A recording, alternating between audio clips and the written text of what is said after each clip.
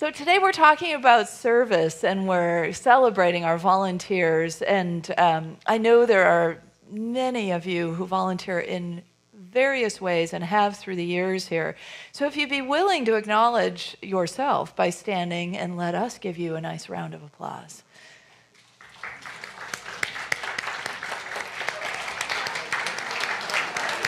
Wow.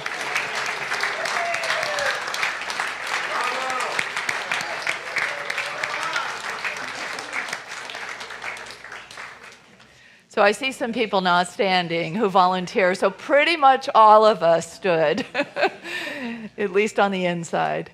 And, even if you haven't, in a very deliberate way been a part of a ministry team or some way of volunteering here, your presence is a gift. Your presence is an act of service. You showing up here and being a part of this community gifts all of us with something of value. So it's like when people say they're artists or they're not creative unless they're, fall into the arts. It's like, well, yeah, but we're all creative, right?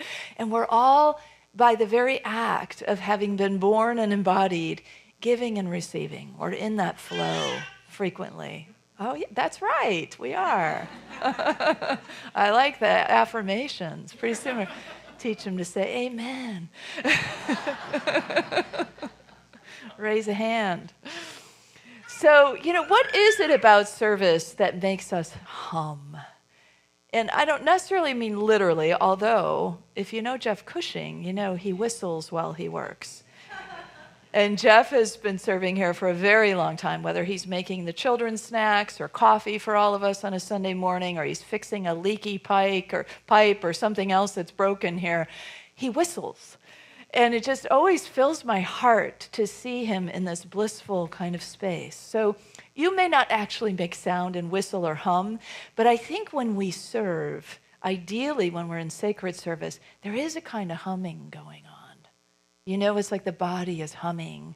The movement is sort of a hum. There's a kind of everything is coming together in this flow that feels satisfying. And so that's what I'm calling the hum. So can you relate to that? Do you feel that when you are in that flow of service, you're contributing to somebody or to a group of people or beside a group of people working together, or you're just making somebody's day brighter in some way? They tell you that, or you can see it, or you can feel that connection, and you feel like, wow, I really contributed something of value today. Whether it was a smile or a handshake or a hug or a word of kindness or something you spent all day doing that was of service to another or to a group of people. Whatever that may be, it can have that feeling of satisfaction. And there's a lot of reasons why, because it's really kind of built into our DNA. Marshall Rosenberg, the founder of nonviolent communication, we sometimes call compassionate communication. I can't help but comment on how I have so much space today, I should use it. Suddenly I want to dance up here. So anyway, we'll roll the piano up next time, Carrie, and stop my outbursts. So anyway, where were we? What were we talking about? Oh, it was Marshall Rosenberg talking about this idea that he says that, it's wired into us as human beings, this impetus to give. It's our natural impulse to want to give, to contribute, to bring something to one another. There's actually some psychological research that backs this up, that children are naturally altruistic. And then if the people in their lives notice and praise it and encourage it, they grow into being more altruistic, giving, serving people. If nobody really notices, then they tend to go more the self-serving route. Isn't that interesting? So, and it makes sense, right? Because we get that feedback that says, that's right, that is a natural thing for you to be doing, and it increases. That which we bless increases. So this idea that Marshall talks about it being innate, Gary Chapman in the love languages names acts of service as one of the key ways that we love.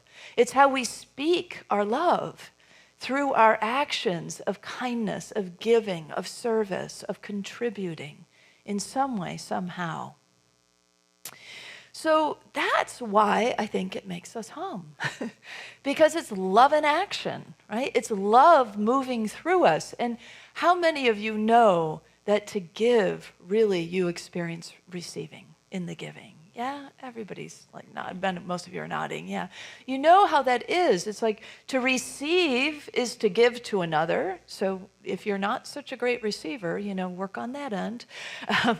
Because you want the other person to have that good feeling that you have when you give to them. And this acts of service being one of the love languages, the idea is to be fluent in all five. We tend to be more fluent in one or another. But if you really receive and give love through your acts of service, then you really, really understand the significance of this. And if this is just a language you're starting to speak a little bit more, I'm going to encourage you to dive in further, because we can actually spiritually grow through service. There are so many benefits, but one of them is our actual spiritual growth, our getting to know more of our truest selves through our giving. So lots of reasons why it has this satisfying undercurrent. Now, how we give is really important, right? As with any of our spiritual teachings, it's always about the consciousness with which we do the thing we're doing. And so if we give out of a sense of, well, it's the right thing to do, or it's the thing I'm supposed to do, or it's the moral thing to do, or the whatever, all the words we tell, the shoulds that we do for ourselves, then it doesn't generally have the same kind of joyful vibration. It may not make you hum so much, right? Because if we give out of that sort of lack space, that lack consciousness, and it might be the way that we give to somebody thinking that somehow they are, rather than temporarily in a space of need, that they're needy, or that they're somehow less than, and we're going to swoop in and save the day. We kind of create that sort of dichotomy of inequality in our consciousness. It doesn't feel as good to give. But if instead we work that second principle of the divine I am as not just I am divine, but those with whom I am contributing to are divine, that my giving is a giving from one divine heart to another, from one soul to another, and seeing the dignity of each of us, and raising up the dignity of each of us, recognizing in the oneness that Carrie just sang about, that in any moment we could be the person who has a need, and that same person or another person could be giving to us, and we don't want to be seen in that way, as in this some kind of permanent state of a lesser worthiness in a way. So it's all about giving from that place of we are one, we are in this together, we are spiritual beings, we are all grounded in that divine I am sense of who we are in truth. And we're giving to that truth. And we're receiving from that truth. Drinking from that water of the divine is love in action. Love in action is a term that we've used here in the past for actually raising funds. But a lot of ministries use it as their term for sacred service, they call it love in action for a reason, because that is exactly what it is when we are in that kind of space. Piero Ferrucci, who's a psychologist and author, says, true service affirms the fundamental value of others and oneself. And that's the other side of that consciousness, is sometimes we can be giving not so much out of an abundance consciousness, but a lack consciousness about ourselves as well. And how that usually shows up is that maybe we've tied up our service with our worthiness, and we give, right? To the point where it's no fun, it's exhausting, it's stressful, it's overwhelming. You name it, right? Anybody ever been on that end of giving? Yeah. It's something has to give, right? And it's not you anymore. It's you shifting and giving to yourself and refueling in some kind of way. So when we are in that kind of space, what do we need to do? We know what to do, right? To recenter, to go back to the well, to fill ourselves back up with spirit, to maybe just rest our bodies and reassess. How am I giving? What am I doing? And why am I doing it? What is this driver behind it?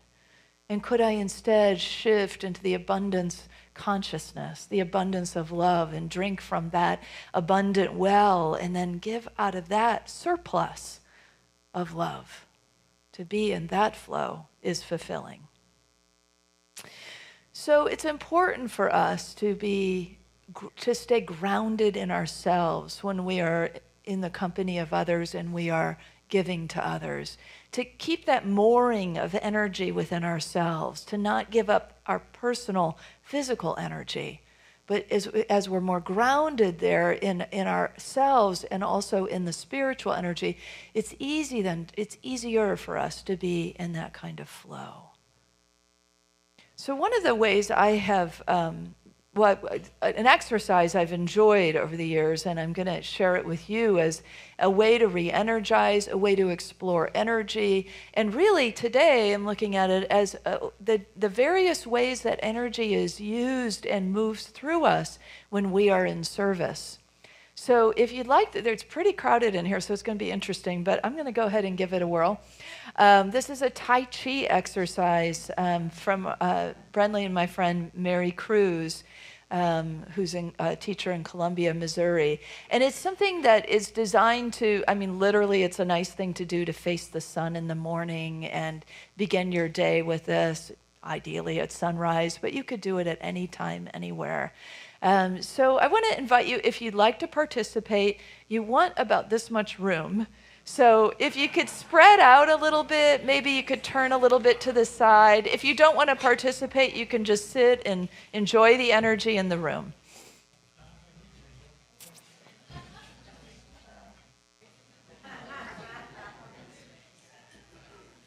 And there's lots of room like up here in the aisles in the back.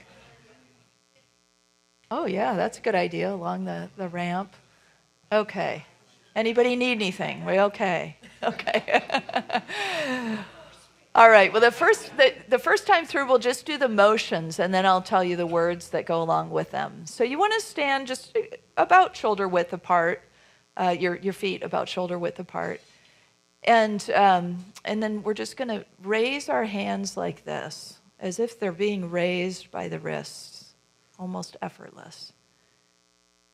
And then we'll put them straight out and bring them back. Then you're going to be palms out and push the energy out. Then palms facing each other, and we're going to come out all the way to the sides. And then palms up. We're going to go all the way up. Palms facing out again, all the way down. Already feels good, doesn't it? Then palms facing forward, and this is the gathering of the energy. Coming into your heart. We're going to go down, compressing the energy. And then storing the energy. And if you want, you can bring your feet more together there. And then finally, we put our hands back out, palms forward, and we give the energy to the world. So now I'll give you all the words that go with it. You ready to do this again? All right. The sun is beginning to rise. The first rays can be seen on the horizon. Push open the temple gates. Open them wider for a better view. Raise the energy. Let the energy cascade down upon you. Gather the energy. Compress the energy. Store the energy.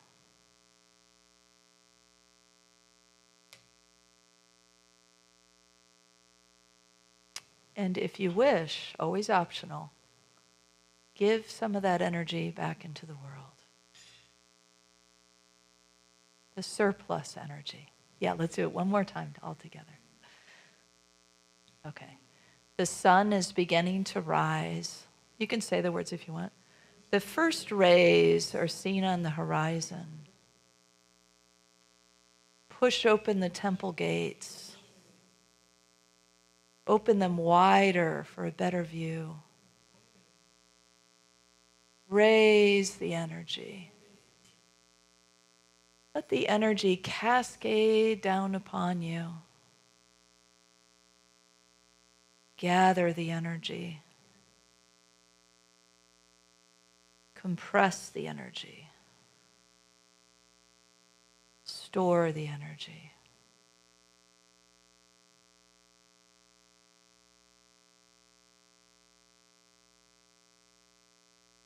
There's more surplus energy, and we give it to the world. Good job, everyone. Yeah.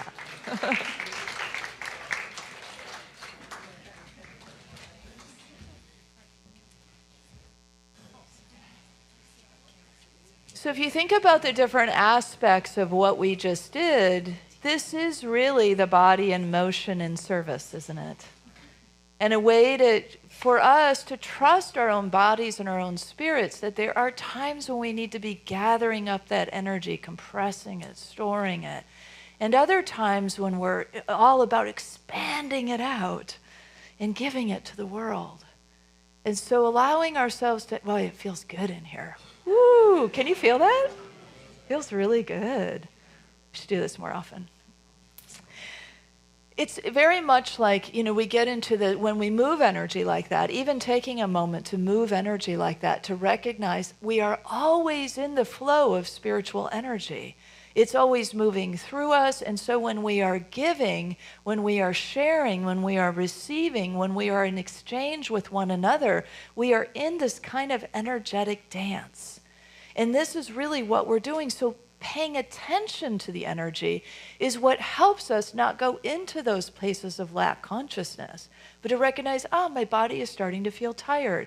I must be giving from that stored pool of energy, and I haven't renewed it lately. But when I just take a few moments to renew it, now I'm regrouped, I'm re-energized, and I'm able to be that divine I am in the world. I'm able to come back into my co-creative spirit and be a part of contributing and receiving. So it's that flow, paying attention to that flow, that is really key. It's what, we get into that flow, it's woo-woo way. No, that's not it. Way woo way. That's it. Way woo way.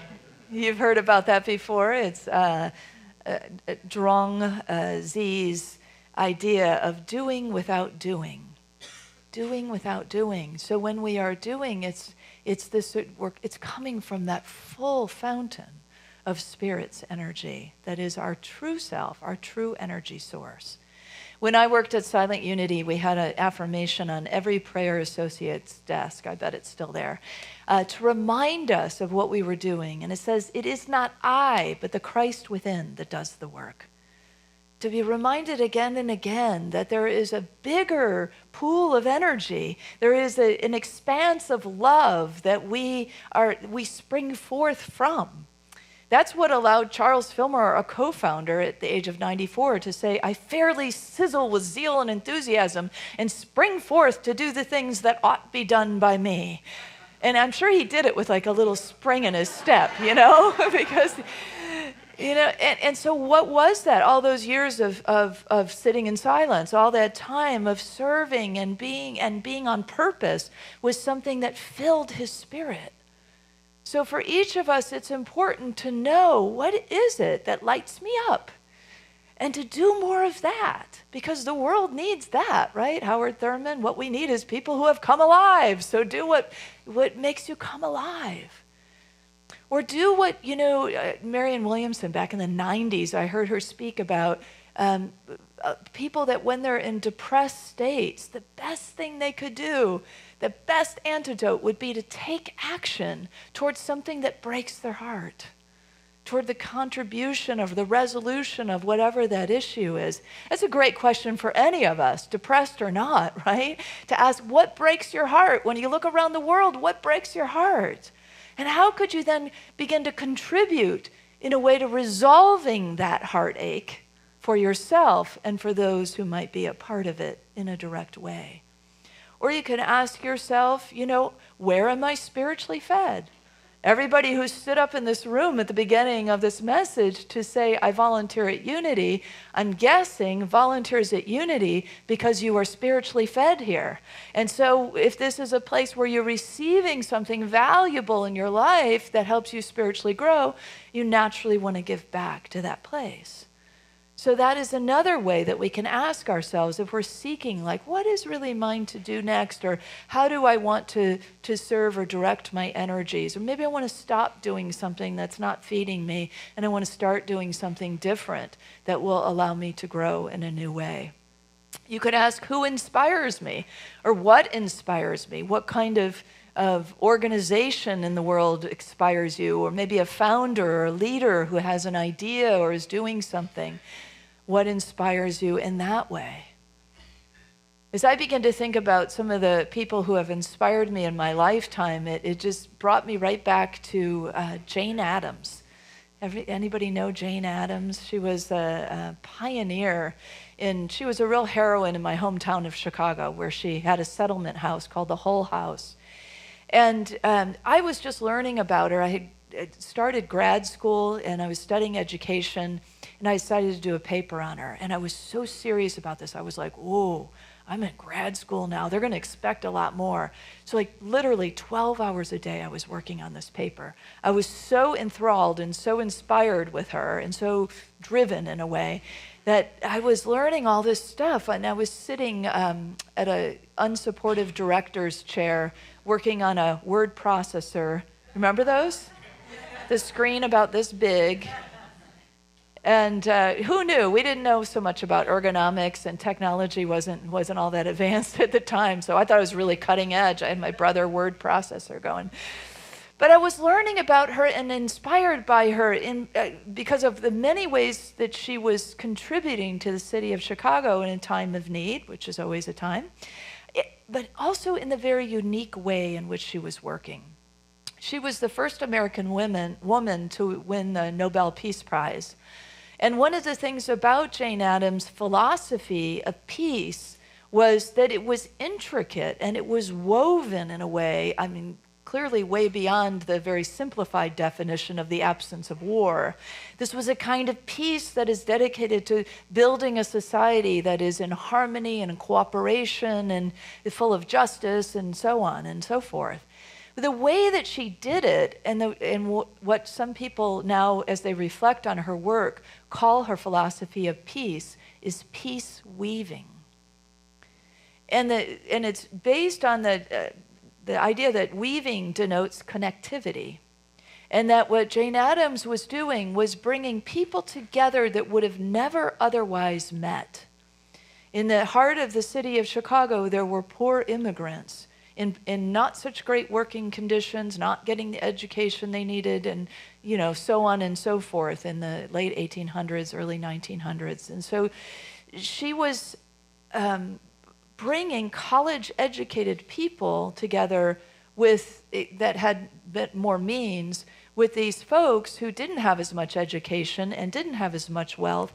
And they were together, they formed this community center, and they were together working, creating, making art, having fun together, solving problems, addressing working conditions, addressing educational issues. And so it was a brilliant idea of how we could weave together, always keeping in mind people who are most vulnerable at a given time, whose needs need to be met. So this made me start to think about what can we do at Unity to become peace weavers? I don't have any answers to this. I just have a bunch of questions, by the way. But I like the idea of being a peace weaver. I want to be a peace weaver.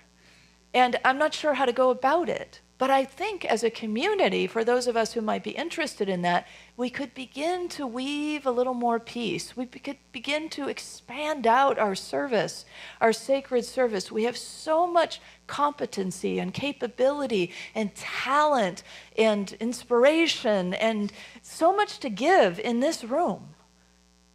collectively, all of us. And so what is it? What are some ways that we could tap that inspiration, that idea, and begin to expand ourselves and become ourselves, Unity of Walnut Creek, peace weavers?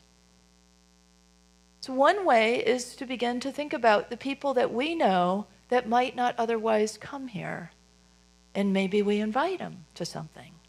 Or maybe we figure out a way to get out into the community to something where we go and have some fun or make some new friends. The Interfaith Council is certainly one of the key ways we're doing that. And we have been hosting more interfaith activities here and getting more involved in that. And we get to meet different people that way. And come into these ideas. It's a great, interfaith is often a way that issues are addressed in society, because we can be the voice of spirituality and religion that says, oh no, that's not working for people. And we need to address that. We need to improve that together. So who's out there who's seeking a positive path for spiritual living, I wonder? Who doesn't know we're here? A lot of people. Who said that? Nancy. Yeah, it's true. And who needs to know that they were born of original blessing rather than original sin? Who wouldn't like to know that they are worthy from the get-go, right? Worthy of love, worthy of joy, worthy of service, worthy of giving, worthy of receiving. Who wouldn't like to know that they can heal and prosper through the power of their faith? All of us want to grow, I think, all of us in this room anyway, I guess I can't speak for everybody. I want to grow in these teachings further. But how much can we grow in the same container, and how much more could we grow if we were peace weaving? So again, I'm not really sure how this looks, but maybe there's some partnering organizations out there that would want to work with us in just expanding ourselves a little bit more. Because as we expand our community, we expand ourselves. And to me, the thing that really lights me up about service is, there's a lot of things about it. The feel good, everything that we've talked about, the flow, the love and action, the joy that is raised up, the sense of purpose and contribution. But the idea that we spiritually grow by serving, that by giving, that we actually come to know ourselves in a whole new way. We explore these spiritual qualities that run through all religions. Compassion and kindness and love. And we get to see our own capacities and our own abilities to manage energy and to grow ourselves in new ways, because we are exposed to new ideas and new people and new ways of thinking and being. If we could partner with an organization, we could say, we'll be the folks who do what we do best, and we'll help build spiritual consciousness while this other organization does whatever they do, and we begin to find one another and work together. I don't know what any of this is going to look like or if it's going anywhere, but I'm just inviting us all into the conversation, into the inquiry, to begin to ponder and see, what is it that is ours to do? There's a world of people out there that are hungry for what we have to offer. How can we reach them in new ways? We have to think outside the box in order to open up the doors, so to speak, of our own beings, of our own hearts, of our own temples, as we did earlier, right? So that's what we were doing, is pushing open the temple gates of the body, opening up the body to receive, to give, to be in the flow. And so I'm talking about the body of us as a congregation, the body of unity of Walnut Creek in particular. What is ours to do? I don't know yet.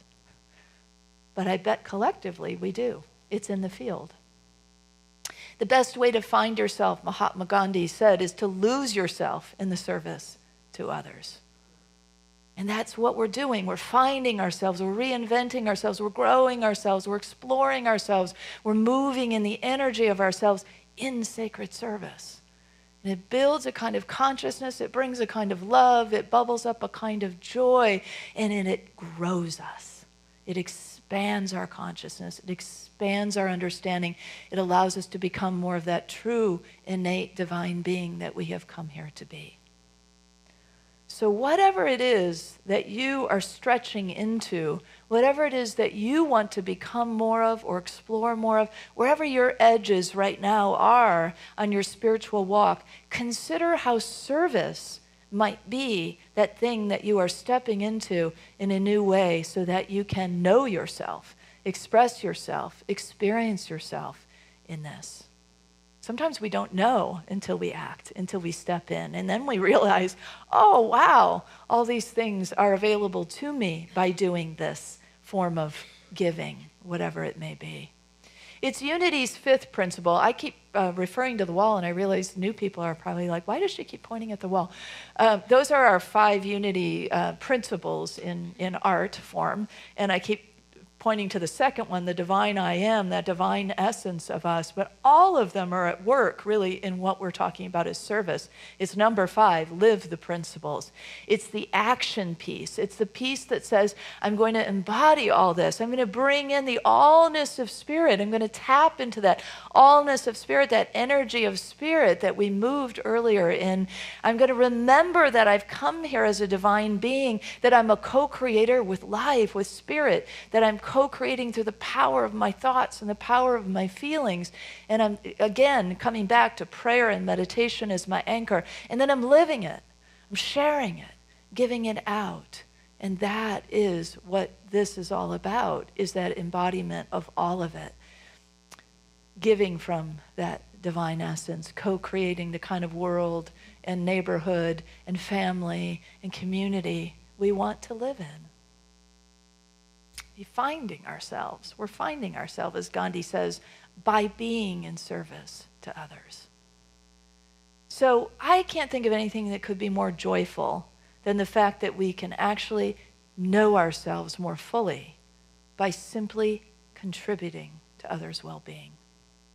And so I want to invite us to really step into that in a new way this week and days and months and years beyond, to see what is here for us as we really sink into the idea of sacred service. And so I invite us to speak this affirmation together as we do so. Together, I expand myself and my community through sacred service. So it is. And for those who are watching online who have ever served at Unity or are currently serving at Unity and couldn't be here today, we love you, we bless you, we appreciate you, and we behold the divine light within you.